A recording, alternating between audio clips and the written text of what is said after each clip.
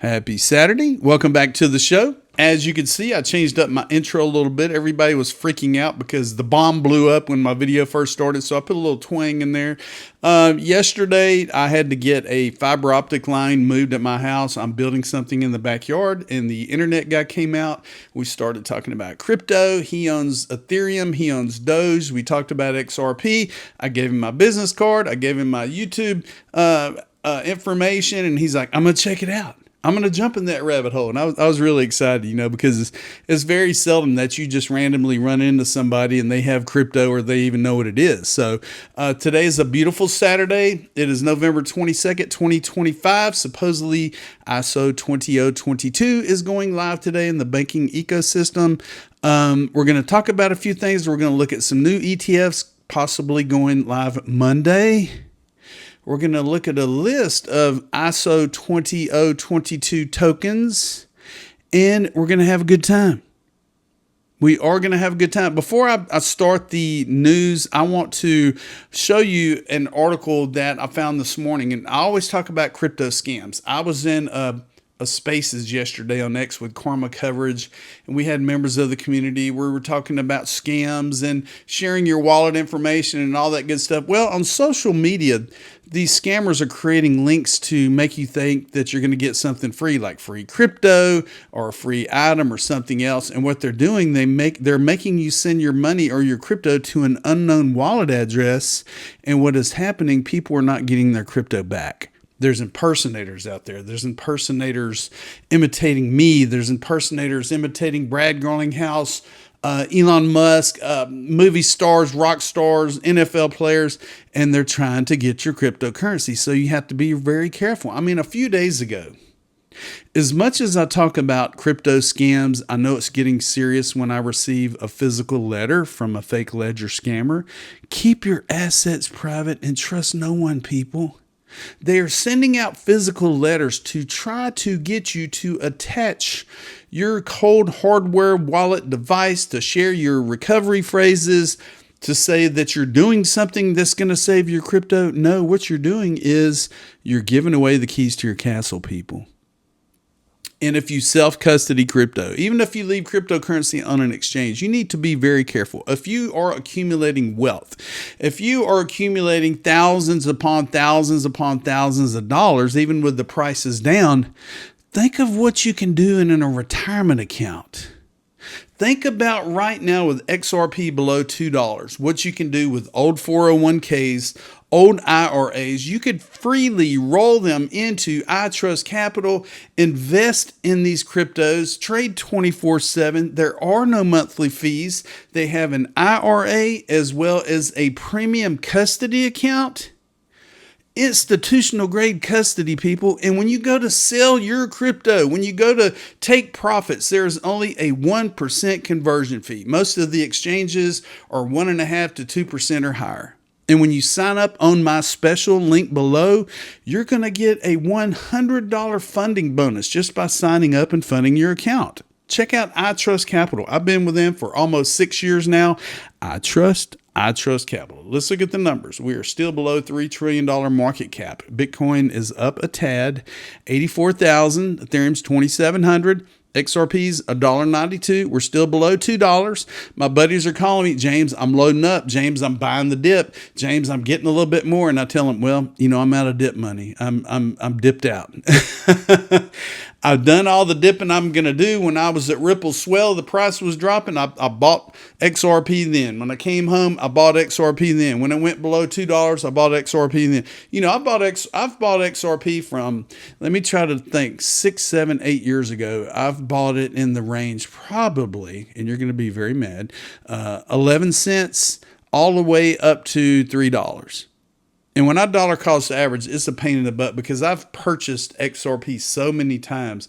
Dollar cost average is like, okay, whatever. I know when the majority of it went in. I know when my retirement went into it in 2020 with different assets. But I tell you what, you just have to be patient. You have to accumulate. You have to hold long term. And you have to be patient. And you have to go outside and you have to touch the grass every once in a while. I found this yesterday and it blew up. I went to the SEC webpage. And I went to the ETF page, and I found these two documents. November 21st, yesterday, it says, "To whom it may concern. The New York Stock Exchange ARCA certifies its approval for the listing and registration of the Grayscale XRP ETF Trust shares, a series of Grayscale XRP Trust ETF under the Exchange Act." So they have received the green light. And also, if we zoom in, the New York Stock Exchange ARCA certifies its approval for the listing and registration of the Franklin Templeton XRP ETF. Now, both of these most likely are going to go live Monday. And if we go to the SEC page, this is the search tool where I put in XRP, company name, XRP or ticker. And if you choose filed by date, November 21st, these two certificates were released to Grayscale and Franklin Templeton or Franklin Trust, the Franklin XRP Trust. And if we come down here a little bit further, you're going to see 21 shares XRP ETF registration statements. When is the 21 shares XRP ETFs going to go live? And a lot of people are like, no big deal. These ETFs are coming out. The price is dropping. It's causing the price to drop. No, it's not. When you look at the entire market and you look at everything pegged to Bitcoin and all these other cryptocurrencies, you got these market makers that are selling out. You got all kind of mysterious rumors going on.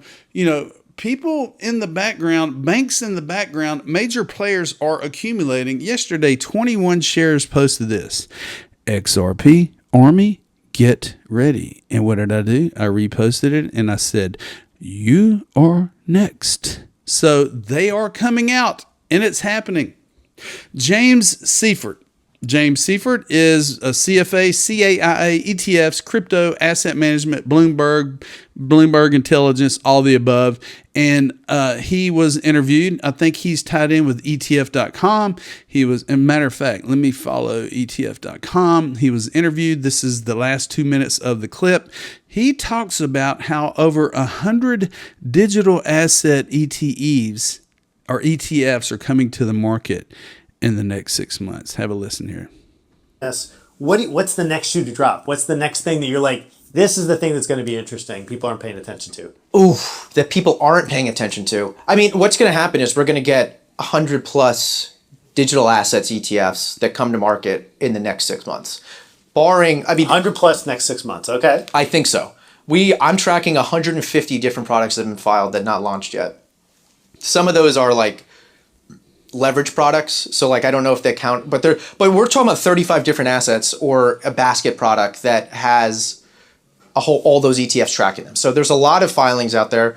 There's some that will be more imminent than others. We need the government to reopen. We're still in the shutdown while we're recording this. So Solana, I think, will likely be the first to get an individual asset. We already have some index products.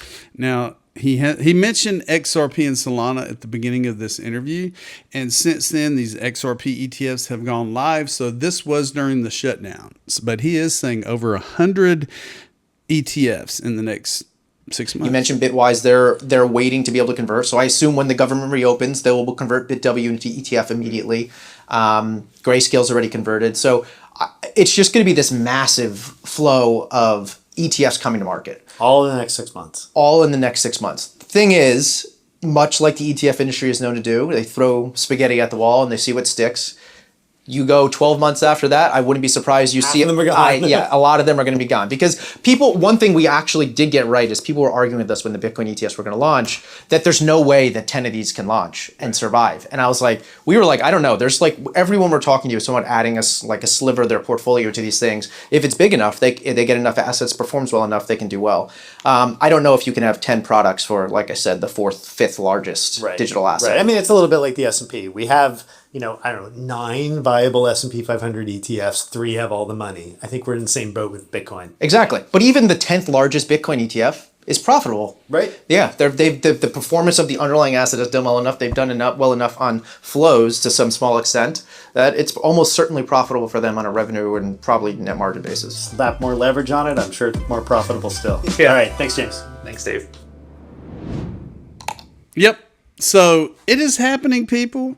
It is, and if we go to James Seifert X page, You could see in here where he's posted about ETFs that are going live, ETFs. He talks about the XRP. He talks about Solana, all the above. Follow him on X at JSEYFF. If we keep going, Hunter Horsley, we were just talking about Bitwise and how their XRP ETF has gone live and how it's kicking booty right now. Well, right here he said, watch this. This is the CEO of Bank of New York Mellon. And if you didn't know, BNY Mellon is the primary custodian of Ripple's RLUSD stablecoin. If you didn't know, now you do. The oldest bank in America, the largest custody bank in the world with $53 trillion under management, one of the most widely used service providers in TradeFi. Hard to imagine a simpler, clearer indication crypto is going mainstream. It's underway now, so buckle up. Tokenize was interviewing Robin Vince, CEO at BNY. Listen to what he had to say. That's sort of this trend toward tokenization and how that plays into the business model a bit? Yeah, sure, Carl. It's a really important trend. It's one of the mega trends. We identified a series of mega trends about a year ago, and we said we want to position our business, invest in those capabilities that will allow us to benefit from those mega trends. Because while we want to drive and are driving organic growth, we also want to make sure that we're attaching ourselves to these big market cycles, and digital assets is one of them. Now, that's not just stable coins, it's also tokenization, and it really is across the ecosystem. So we've been investing around the ecosystem for using our traditional assets and then evolving our traditional business assets to be able to be on-chain as well. It's massive, people. And a lot of you out there are pondering the thought of, well, I have these XRP and these XLM and these Solana and these Bitcoin and Ethereums and VeChains and Flares, and I'm in the red and they're not doing anything. Think about tokenization of real estate, tokenization of stocks, tokenization of identity, tokenization of real things. Owning a fractionalized share of the Mona Lisa, owning a fractionalized share of a monument, a bridge, art, real estate, all the above is coming. Everything is going to be tokenized. You're going to be able to trade Apple stock, Tesla stock, any stock, market funds, in your retirement account coming up very soon. iTrustCapital has already talked about that. And you're going to be able to do it 24/7, 365. And some of these underlying blockchains like the XRP ledger are going to be playing a part in that. And XRP, the token, runs on top of the XRP ledger, as well as RLUSD, as well as Circle's stablecoin is now being ran on top of the XRP ledger. Now, a lot of you out there are going to say yay, and a lot of you are going to say nay, because there's been a big argument in the community that ISO 2022 is not going to pertain to blockchain and crypto, and people are making lists of ISO 2022 coins. Yes, it has been established that the XRP ledger is ISO 2022 compliant. Here is a list on coinmarketcap.com. It is a watch list, and I'm going to leave a copy of this below. This is not financial advice. I don't know the legitimacy of this, but it does have a lot of tokens in here. I have many of these. XRPs at the top, XLM, HBAR, ICP, Algo, XDC, Quant, IOTA, Casper, LCX, Sologenic, Constellation, Corium, Zahao, Aperture, Elysian. So I don't have a bunch of these, and I have several of these, but you just have to do your own research, and you have to be patient, because blockchain technology is going to remain running in parallel with the SWIFT network. SWIFT is starting the messaging system today. How much of this applies to blockchain, we don't know. We won't know for the upcoming months, maybe the upcoming year, but blockchain is going to be integrated. It's already being integrated into payments, into banks, into tokenization, all the above. And you need to get excited, people. Hester Peirce, she is with the SEC, Securities and Exchange Commission. She states that our financial surveillance and privacy roundtable has a new date, December 15th, 2025. You're welcome to join us. And I think, if I'm not mistaken, she stated that she's going to be in Austin, Texas on this date. This is the Crypto Task Force Roundtable on Financial Surveillance and Privacy. I don't know what they're going to be talking about. It will probably be live streamed on December 15th. They use the R. You could register for it to be there in person. Registration is for in-person attendance only. This event will be webcast.